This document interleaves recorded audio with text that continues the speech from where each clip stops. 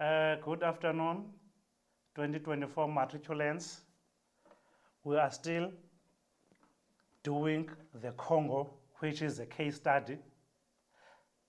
Today we are going to focus our attention on the economic policies as well as social policies.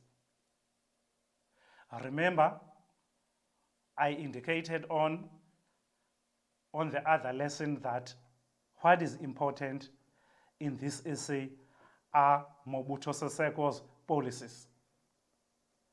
Now, in this particular essay, we emphasize that the economic policies as well as the social policies were a failure. In other words, they were a dismal failure. Let's quickly look at our slide. Mobutu Sese Seko did not bring positive changes to the Congo through his economic policy because it had many failures. So we find that this particular policy, it had many failures. So there was not a single success in his economic policy. Now,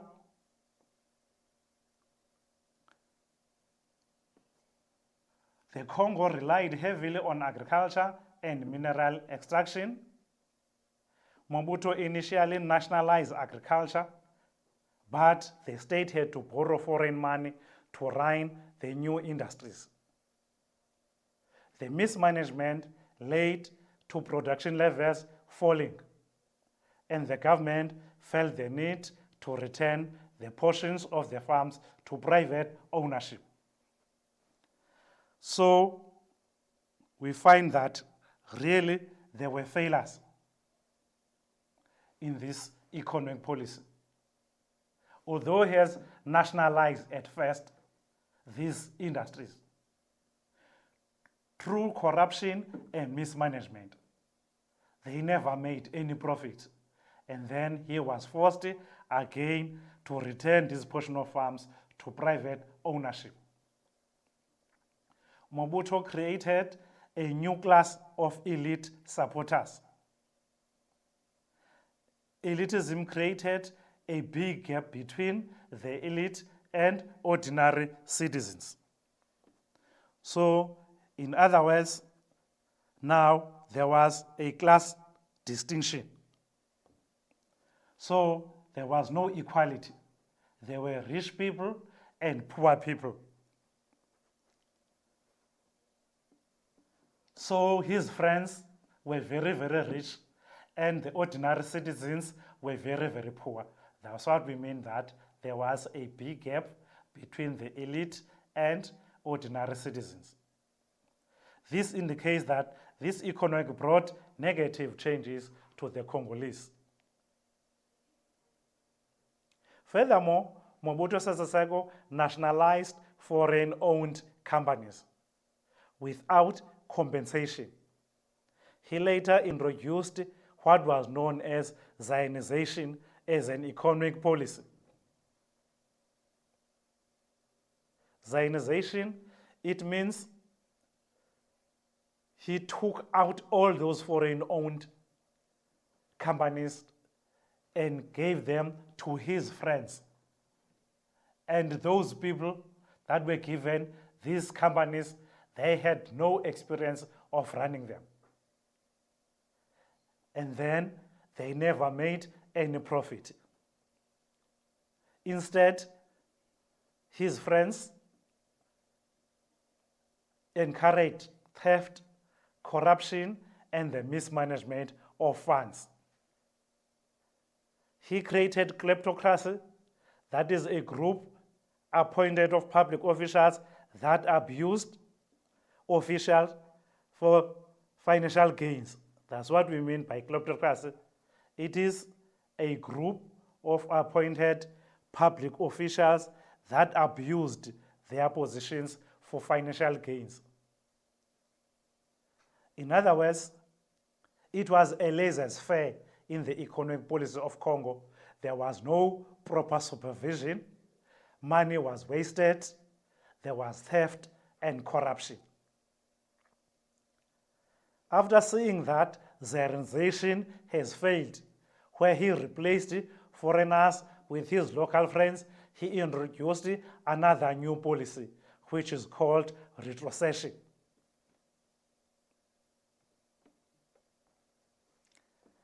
So, retrocession, it means that he allowed all those foreigners to come back to do business in Congo. However, this retrocession, it failed because very few returned. Retrocession also failed because very few owners returned to Congo. So learners could see that in this particular policy, there is not even a single success. It was only failures. The mere fact that he created kleptocracy, giving full ownership of the economy to his closest friends, it resulted in theft and the looting of state funds. Furthermore, the economic situation in Congo deteriorated because they needed to improve roads and railway system. The government had not maintained the road system. This also indicates that indeed there were failures, because the economy, it is dependent on the roads and railway system. If the government is not maintaining the road and railway, how will it access markets? During the 1970s, the annual inflation, it reached 100%. That was a big failure. The inflation, it reached 100%. What does that necessarily mean? It means literally there was no money to run the government. Then the country depended on the Angolan railway system to transport these goods. Since it did not maintain their own railway system, they relied on their neighbors, on the Angolan railway system. Unfortunately for it, there was a civil war in Angola in 1977. And the railway system was shut down, meaning that there was no economic activity in Congo, so there was no reliable transport to access the markets. Because their railway system they were using in Angola, it was affected by the civil war. The Congo never developed a credible manufacturing sector. By manufacturing sector, we mean factories. We mean factories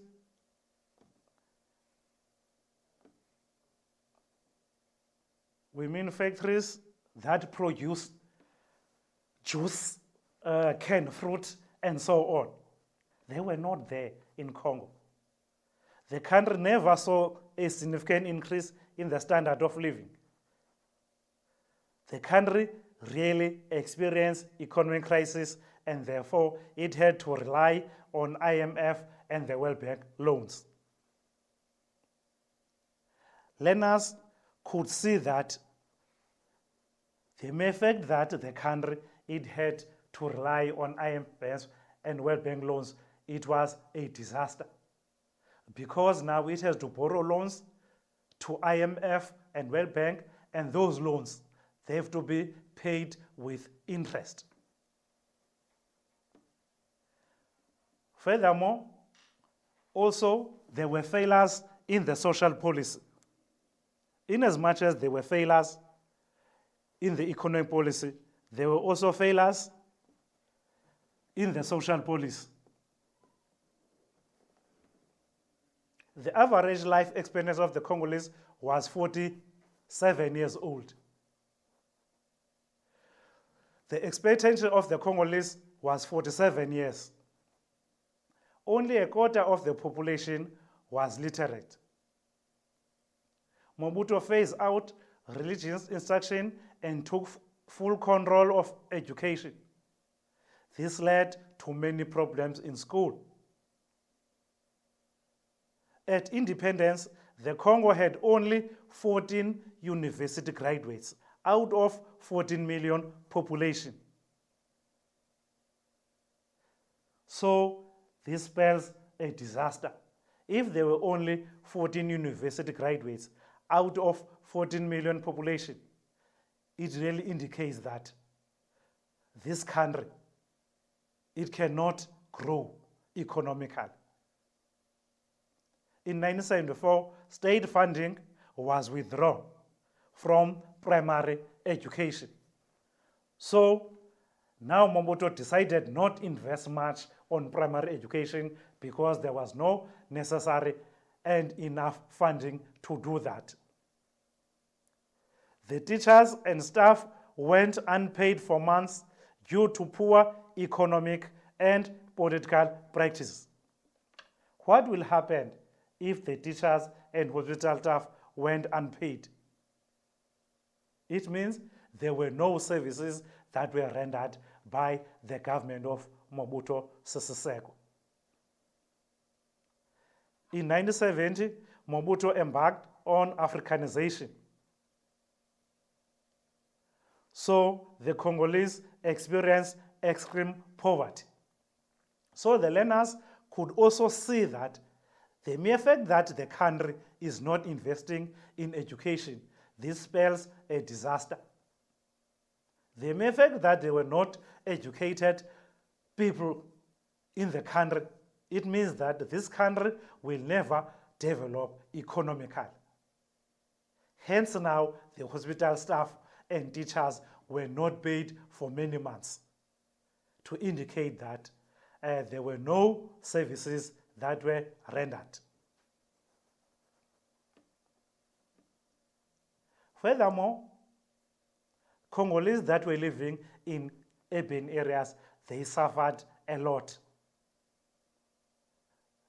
There was overcrowding, crime, and lack of water and sanitation. Water and sanitation, it needs money. So, since the country was at 100% inflation rate, it means there was no money to make that there's clean water and proper sanitation. The civil war resulted in the death and displacement of huge number of people. What do we mean by displacement?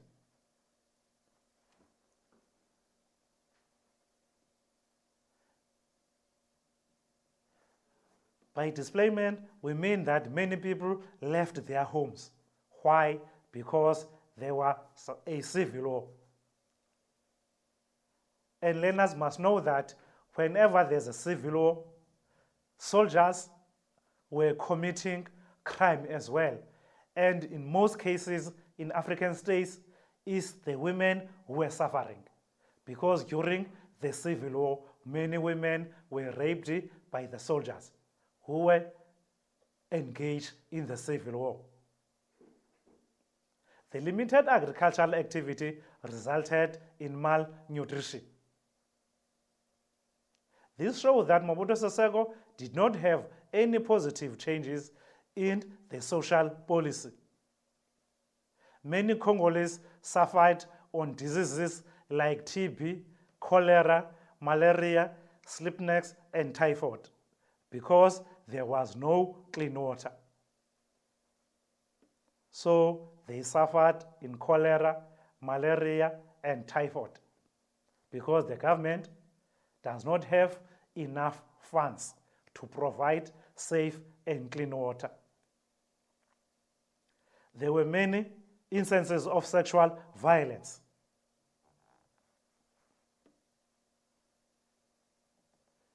Because many areas came under military rule because there were a lot of instability due to the civil wars that were carried out in Congo.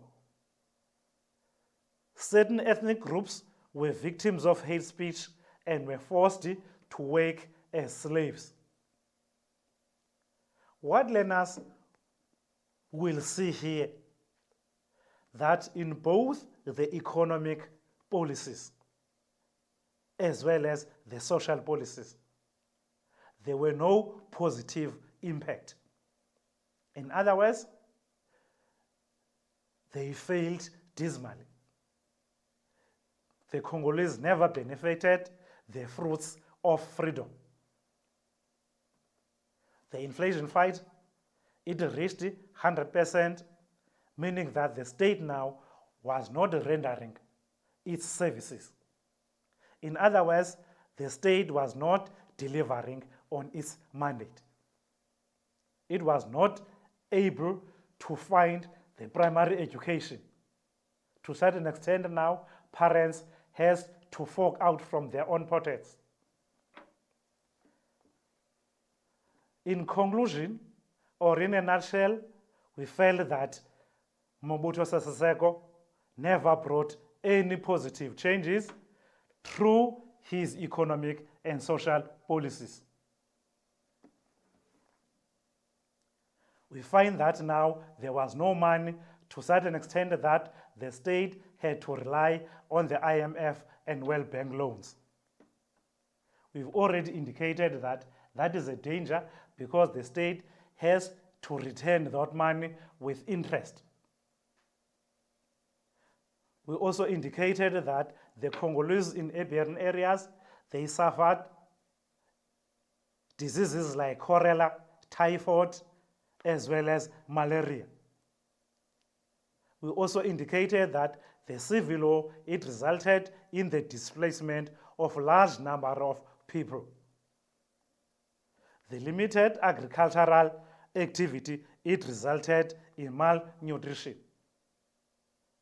Hence, I've already alluded to the fact that these two policies were a failure. And then they were made a failure because Mobutu Sese Seko, he appointed his friends, what we know as klebotars, that they used their public influence for their self-enrichment. So, indeed, these two policies, the economic policies as well as social policies, they were a dismal failure because the Congolese never benefited the gains of freedom. So, I'm wrapping up this time for ladies and gentlemen. Thank you for listening on the Congo essay, and